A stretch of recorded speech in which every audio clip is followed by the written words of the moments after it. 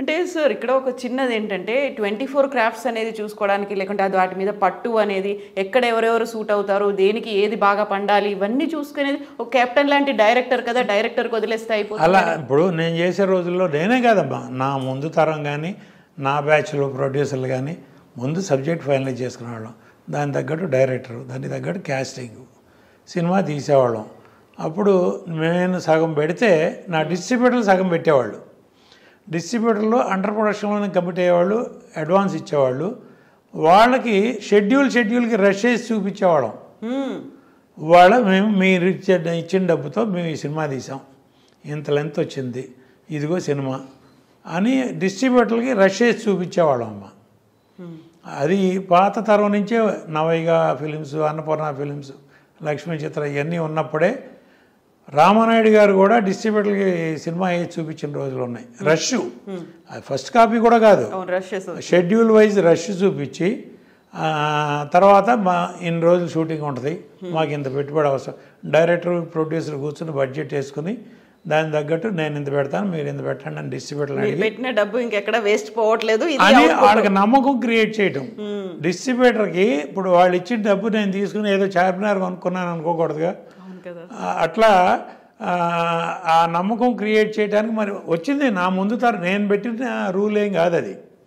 నేను అంతకుముందు ఉన్న రూలే నేను ఫాలో అయ్యా. షెడ్యూల్కి రష్ చూపించేవాళ్ళం. సినిమా అంతా అయిపోయినాక 8 లెంత్ ఎంత లెంత్ వచ్చిందో before re recording Raj Koti, ఎడిటర్సు, director, మేము, హీరో అందరం కూర్చొని రష్ చూసేవాళ్ళం. ఫుల్ డబుల్ పాజిటివ్ చూసేవాళ్ళం. సినిమా చూసి ఏమైనా యాడ్ చేయాలా, రీషూట్ చేయాలా, లేకపోతే ఏదైనా ట్రిమ్ చేయాలా, ఆ స్టేజ్లోనే ట్రిమ్మింగ్ అయిపోయేది. అయిన తర్వాత రీ రికార్డింగ్కి వెళ్ళేవాళ్ళం. ఆ తర్వాత ఎఫెక్ట్స్ ఫస్ట్ కాపీ. వాడు అసలు డైరెక్టర్ ఏం చేస్తున్నాడో, ఏం తీస్తున్నాడో, ఎక్కడ తీస్తున్నాడో, ఆ సినిమా ప్రొడక్షన్ ఎగ్జిక్యూటివ్ ఈపీ అంటారు ఇప్పుడు కొత్తగా. ప్రొడ్యూసర్ అయినా పెద్ద వీపీ, ఆయన ఒక ఈపీ, ఆయన పెట్టి సినిమా తీయాలి. ఇప్పుడు ఆ సినిమా ఎంత ఖర్చు అయిందో తెలియదు, నా సినిమా మీకు ఎంత బడ్జెట్లో తీస్తారనేది బడ్జెట్ అడగకూడదు డైరెక్టర్ని, కొంతమంది పెద్ద డైరెక్టర్ని. ఆయనకి కార్పొరేట్ పర్మిషన్ ఇవ్వాలి. ఆయన ఏం తీసిస్తాడో అది మన అదృష్టం, మహాప్రసాదం. ఒక కథ ఉందా లేదా, ఏం కథ తీస్తున్నాడు లేదు. ఒక డైరెక్టర్ వెళ్ళి ఒక హీరోకి కథ చెప్తాడమ్మా, హీరో ఓకే అంటాడు, వాళ్ళిద్దరూ కలిసి ప్రొడ్యూసర్ పిక్ చేస్తున్నారు. ఇప్పుడు ప్రొడ్యూసర్ వెళ్ళి హీరోకి లేకపోతే డైరెక్టర్కి అది పోయింది. మా కథ ఇక్కడ రివర్స్ టెండరింగ్లో డైరెక్టర్ వెళ్ళి హీరోకి కథ చెప్తే హీరో ప్రొడ్యూసర్ని పికప్ చేస్తాడు. నేను పలానా కథ విన్నాను, బాగుంది, మీరు వినండి, నచ్చితే మీరు చేయండి. కెపాసిటీ ఎవరికి ఉంది, ఆ ప్రొడ్యూసర్కి కెపాసిటీ ఉందా లేదా, ఎవరైతే సూటబుల్ ఆయన పికప్ చేస్తారు. ఇప్పుడు మళ్ళా ఆయన అన్ని రకాలుగా ఆలోచించి, ఇప్పుడు నా రోజుల నుంచి ఉన్నాయి, పలానా ప్రొడ్యూసర్ మనం డేట్లు ఇచ్చామంటే ఆ సినిమా కరెక్ట్గా ఇది తీయగలరా లేదా, సరిగ్గా మార్కెటింగ్ చేయగలరా లేదా అనే డౌట్ ఉండటంలో తప్పులేదు. అది ఎవరి కెరీర్ వాళ్ళు చూసుకునే రోజుల్లో. కానీ వాళ్ళు పిక్ చేయటమే ముందు ప్రొడ్యూసర్ని, పలానా ప్రొడ్యూసరు ఆహా పర్వాలా, ఈయనకి ఒక 5 కోట్లు 10 కోట్లు లాస్ వచ్చినా తట్టుకోగలడు అటువంటి వాళ్ళని పెడుతున్నారు. ఇప్పుడు సోకాళ్ళు ఇప్పుడు పలానా అని చెప్పకూడదమ్మా. వాళ్ళు డైరెక్టర్లు సినిమాలు తీస్తున్నారండి. ఇప్పుడు శంకర్ ఫర్ ఎగ్జాంపుల్ నేను చెప్తున్నా, నిన్న రిలీజ్ అయింది ఇండియన్. భారతీయుడు.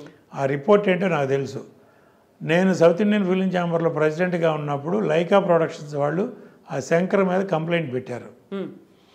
ఇది ఒక బడ్జెట్ మాకు రిటర్న్గా అగ్రిమెంట్ ఇచ్చి అనుకున్న బడ్జెట్ ఖర్చు అయిపోయింది, సినిమా 70% కూడా అవ్వలేదు, ఇంకా కంప్లీట్ చేయాలంటే నాకు కార్పొరేట్ పర్మిషన్ ఇస్తే కానీ నెక్స్ట్ షూటింగ్ ప్లాన్ చేయను అని కండిషన్ పెడితే ఆ ప్రొడ్యూసర్ లండన్ సుభాస్కరన్ నాకు ఫోన్ చేసి ఇట్లా ఉంది, ఏం చేయాలంటే మరి ఏం చేయమంటారన్న, మేము కంప్లైంట్ పంపిస్తాం, మీరు టేకప్ చేయండి అన్నారు. చేశాను.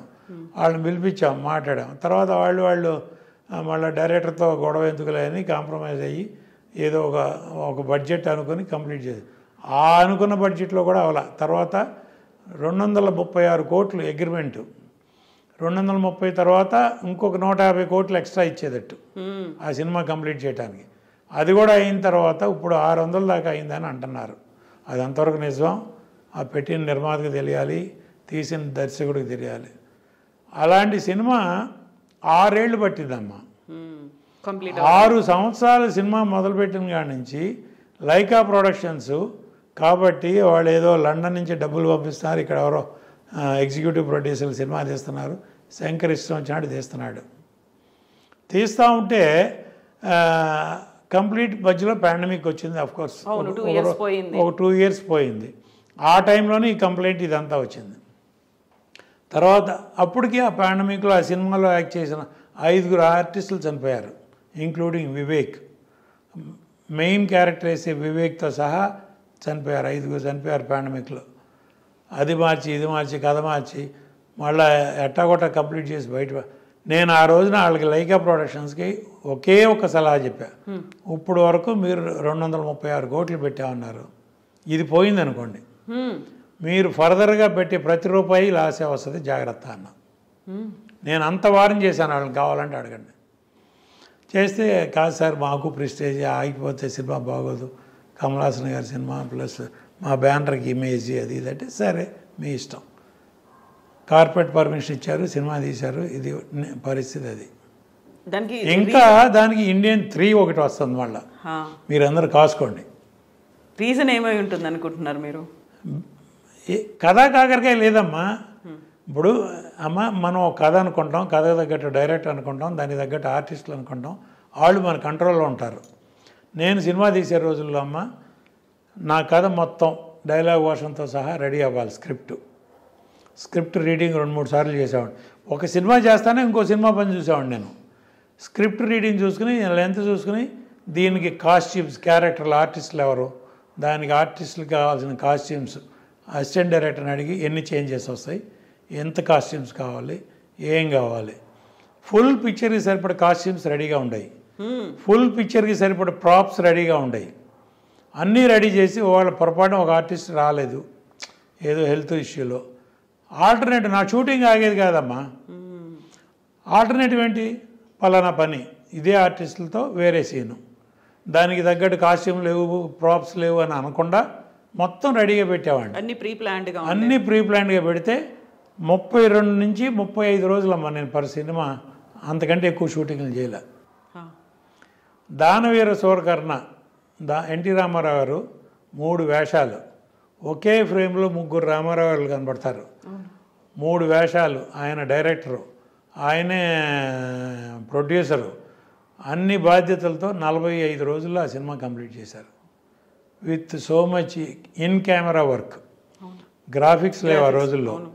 మిచెల్ కెమెరాలో 3 రామారావు గారు ఫ్రేమ్లో ఒకేసారి కనపడేవాళ్ళు. ఆ సినిమా 45 రోజుల్లో రామారావు గారు చేశారు. ఒక డెడికేషన్ అమ్మ. అదే ఇవాళ 6 సంవత్సరాలు కాదు 10 సంవత్సరాలు ఇవ్వండి ఎవరైనా తీయమని చూద్దాం, ఇంపాసిబుల్ అనమాట. వాళ్ళ అంటే ఒక రకంగా మాట్లాడితే టెక్నికల్గా పెరిగిపోయింది, ఇండస్ట్రీ పెరిగిపోయింది, టెక్నాలజీ పెరిగిపోయింది, మీ కథలు పెరగలేదు కదమ్మా. అమ్మే, నాన్నే కదా, మీకు అయ్యే కథలు కదా. ఎట్టా చెప్తారో ద వే ఆఫ్ టెల్లింగ్. మీరు 100 కోట్లు రిస్క్ చేసి ఆ 100 వస్తాయా రావా అని భయపడే బదులు 10 కోట్లు 10 సినిమాలు తీయండి, 10లో 5 సినిమాలు పోయినా 5 సినిమాలు మనం కాపాడతాయి. ఇట్లాంటి ఒక్క సినిమా పోతే మన గతేమాను. లైకా వాళ్ళు కాబట్టి తట్టుకున్నారమ్మా. అదే ఇంకొకటైతే